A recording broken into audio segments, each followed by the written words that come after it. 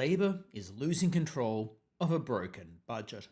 So is the key takeaway from Australia's mid-year economic and financial outlook, or MYEFO for short, which gives us a glimpse into what's going on with the state of Australia's federal budget. And the short version of it is that it's not good. And to this end, we had that headline from John Kehoe of the Australian Financial Review. The Labour is in fact losing control of this increasingly broken budget, on the back of higher spending, which is occurring at a faster pace than actually higher tax takes. So the issue is, Australia doesn't have a revenue problem, it has a spending problem, because the government is bringing in more and more and more money in the form of taxation, but it's just spending even more money than it is bringing in. The government seemingly can't control itself spending other people's money, either in terms of trying to paper over a rather stagnant GDP growth or stagnant economy, and trying to make the economy look as if it is growing in the lead up to the federal election, or trying to buy votes in the lead up to that federal election. All of this involves a lot of spending, which itself is actually driving inflation higher, which itself is keeping interest rates higher for longer, which is harming everyday Australians. In effect, the government's ham-fisted attempts to make itself look better are actually making things look worse.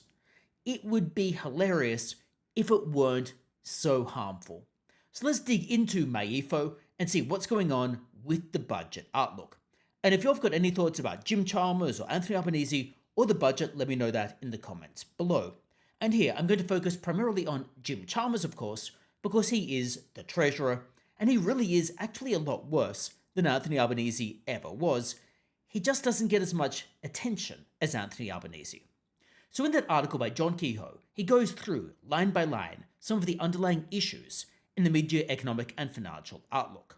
He states, tax and other government revenue are hovering near a sustained record high of 25.5% of the economy, thanks to once-in-a-generation windfalls.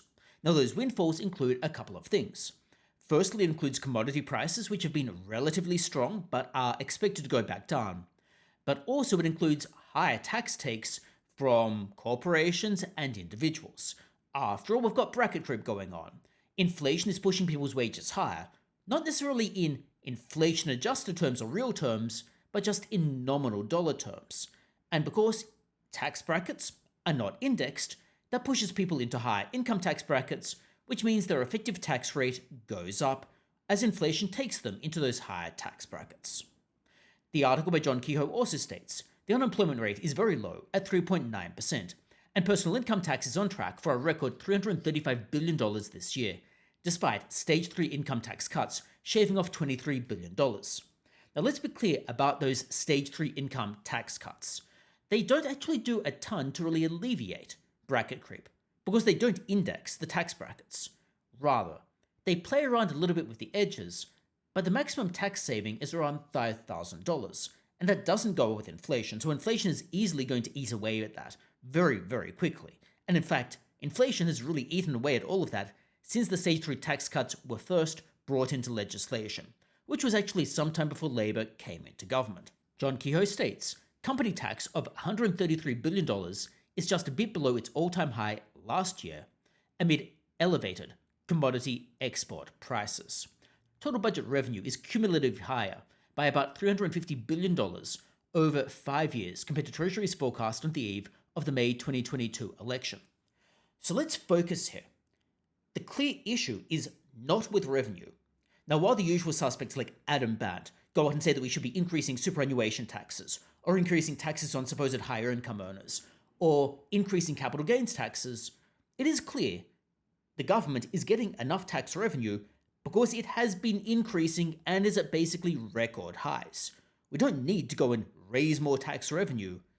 The big issue is spending. And the big issue is the government simply can't control itself.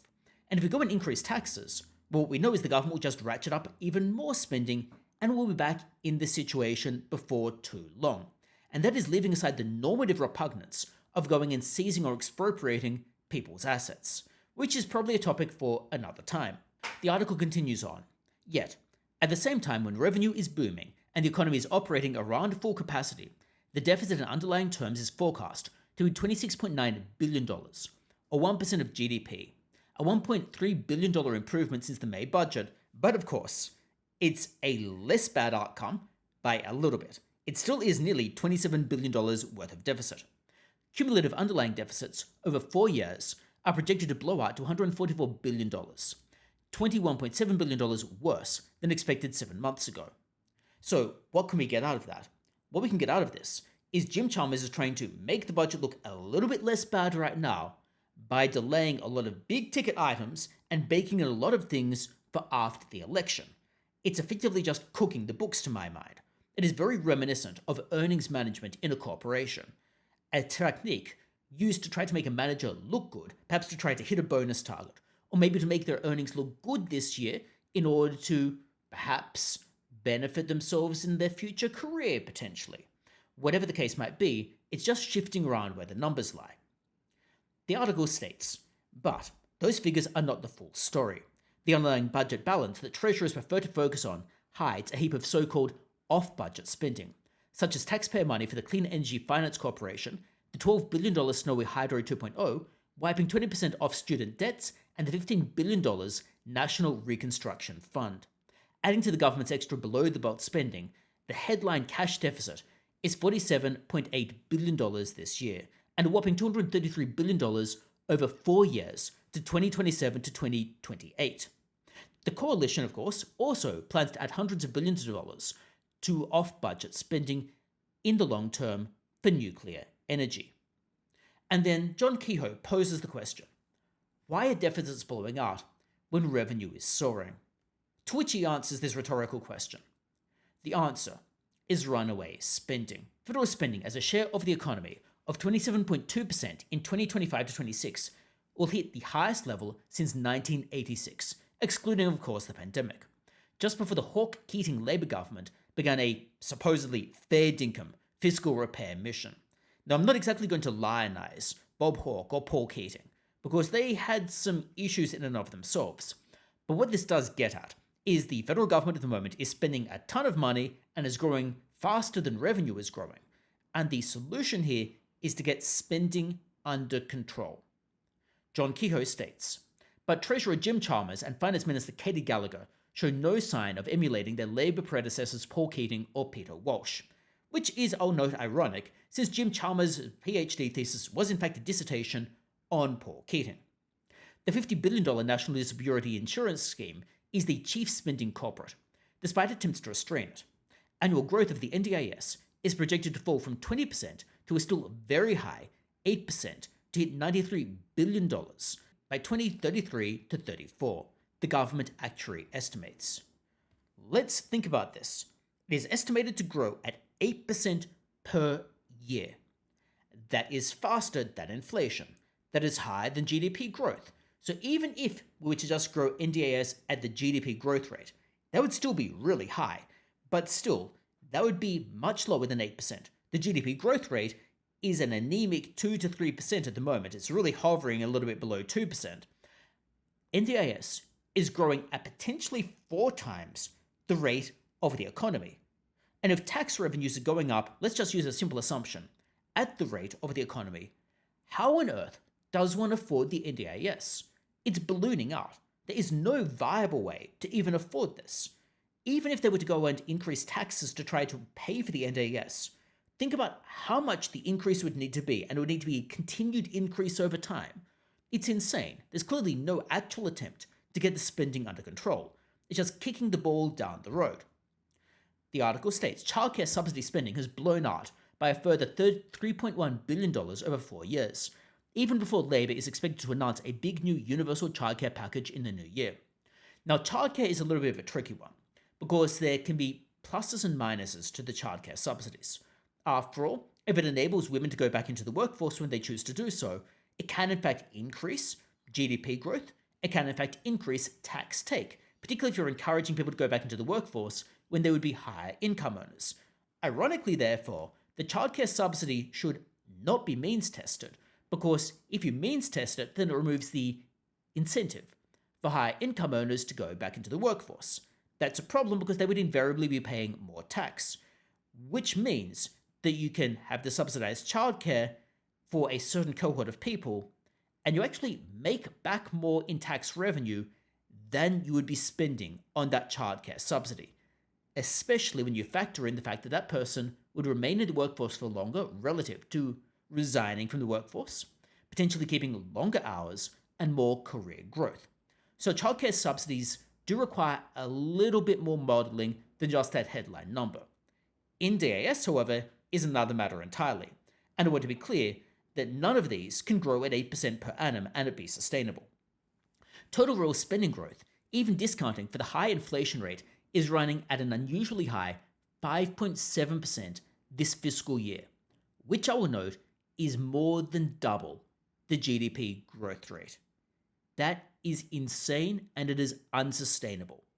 Now, the clear reason for this is that Jim Chalmers wants to try to make it look as if the economy is growing by spending more and more and more money, creating the appearance of GDP growth, something the Australian Bureau of Statistics has specifically noted in the latest GDP figures. And this, in turn, keeps inflation higher, which in turn keeps our interest rates higher, all the while Jim Chalmers claims that he's actually doing something to help us out, which he isn't. Now, the really annoying part of this is that Jim Chalmers is then going to claim that he's presided over 2 budget surpluses. But when those budget surpluses are coming, because you are taking more and more and more of people's money, they hardly count because you can seize everything in the economy and you will run at a budget surplus. But it doesn't mean that's the appropriate role of government.